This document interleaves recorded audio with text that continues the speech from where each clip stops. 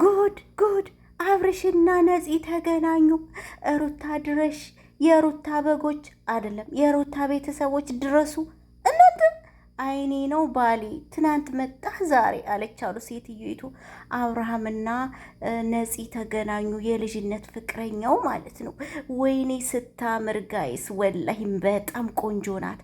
አብርሽ ግን ሴቶችን እነዚህን መለሎ መለሎ ሴቶች ከየት ነው የምታመጣቸው?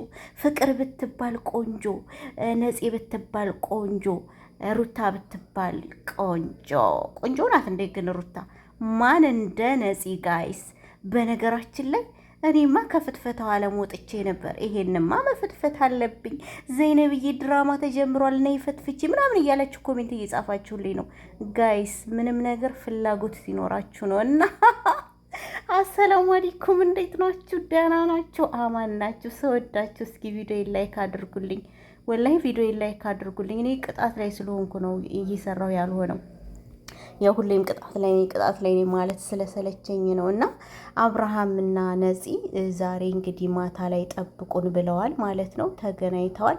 ታምራቱ ቀጥሏል። እኔ በጣም የምፈራው የሩታ እርግዝና የሩታ ልጅ እንዳይ ፌል እንዳያረግ፣ ፌል ነው የሚባለው በእንግሊዝኛ፣ ፌል እንዳያረግ እፈራለሁ ጋይስ። በንደት ምናምን ማለት ነው። ግን እርጉዝ ናት የእውነት። የኔ ሆዷ ምንም አይታየኝም። እና እሱን የሩታን ሆድ ተውትና ማለት ነው። አብርሃም ግን እንዴት ነው ፈጃቸው እኮ ግን ወላሂ ልንገራችሁ ሀቅ ማለት ነው።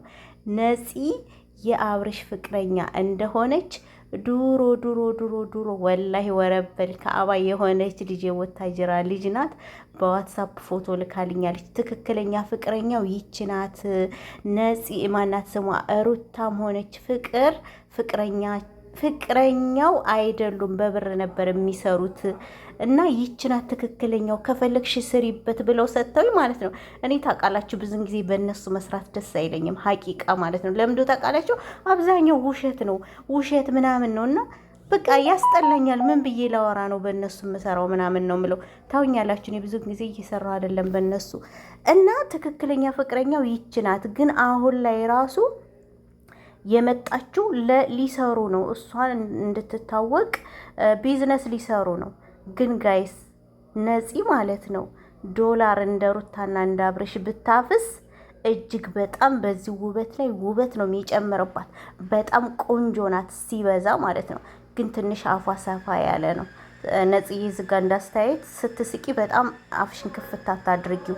በጣም ቆንጆ ነሽ ወላሂ፣ በጣም ነው የምታምሪው። በጣም ውብ የምን ሩታ የምን በጣም ውብ ናት። እና ለማንኛቸውም ፌጦ መድኃኒት ነው። ዛሬ ተአምር ሊያሳዩን ነው። ማታ ጠብቁን ብለዋል። አብርሽና ነፂ ተገናኝተዋል። እኛ እንግዲህ እንደምናውቀው ሩታ በብር እንደመጣች ነው፣ ተከፍሏት ልትሰራ እንደመጣች ይቺ ፍቅረኛው እንደሆነች ነው የምናውቀው። ግን ነፂዬ ተሳስተሻል። ለድመት እኮ ወተት ጠብቁ ተብሎ አይተውም። ጠብቂልኝ ብለሽ አትይም። ሴትን ልጅ ለወንድ አስረክቦ መሸሽ ይሄ ፌር አይደለም። እናትም ብቻ ነው እናቴ ባሌን አደራ ልትይ የምትችይው እንጂ ሀታ እህት ራሱ ለእህትሽ ራሱ ባሌን አደራ ብለሽ መሄድ አትችይም። ለስራ ነው እንዲህ ነው እያሉ እነሱ አለማቸውን እየቀጩ ነው እንግዲህ ያገኘሻቸው። ለማንኛውም ትዕግስቱን ይስጠን፣ መጨረሻውን ያሳየን። የዛሬውን ፍትፈታ እኔም ሀብዬ ጀመርኩኝ ልፈትፍት። እስኪ ላይክ አድርጉኝ ጋይስ። እናንተ ወንድ ያለበት የሆነ ውሸት ያለበት ምናምን ነው የምትወዱት። እኔንም ላይክ አድርጉኝ። ወሬው ጠፍቶብኛል ይምር። እና ምን ሊያመጡልን ይሆን ዛሬስ? ምን ሊሉን ይሆን? ምን ሊሉን ይሆን? ጥቅም ፈልጋ ነው የመጣችው፣ እንዲህ ፈልጋ ነው የመጣችው። እስከ ዛሬ የነበረች ደራራም ባራራም። ዛሬ ለምን ተገናኛችሁ? አረ ሼም ነው ጋይስ። እንደው ወይኔ። እኔ ግን ሩታ ታሳዝነኛለች። ለነገሩ አታሳዝነኝም፣ ቢዝነስ ነው እየሰሩ ያሉት። ግን እንደዚህ ክብርን ዝቅ አድርጎ ብር ከማግኘት ወላሂ ባናቱ ይተከል። እኔ ነፂ ራሱ አሁን ስትመጣ ተነጋግረው የመጡ ነው ብዬ ነው የማስበው ጋይስ። እንደዛ ነው ሀሳቤ። ምክንያቱም ይሄ ሁሉ ምንድነው ሽማግሌ ሲሄድ ዱባይ ሲሄዱ ምናምን የት ነበረች? እሺ ዱባይ ሲሄዱ ለምን አብራ አልሄደችም? እኔ ብቻ አይመስለኝም። ማለት እንደዚህ ውሸት ነው ለስራ ነው የተገናኘ ነው ምናምን እያለ ሲሸውዳት ዱባይ ሲሄዱ እሷም ሄዳ መዝናናት ነበረባት። እና ለማንኛቸውም ፌጦ መድኃኒት ነው፣ የራሳችሁ ጉዳይ። ቪዲዮ ላይክ አድርጉኝ እናንተ ምርጦችዬ ማለት ነው።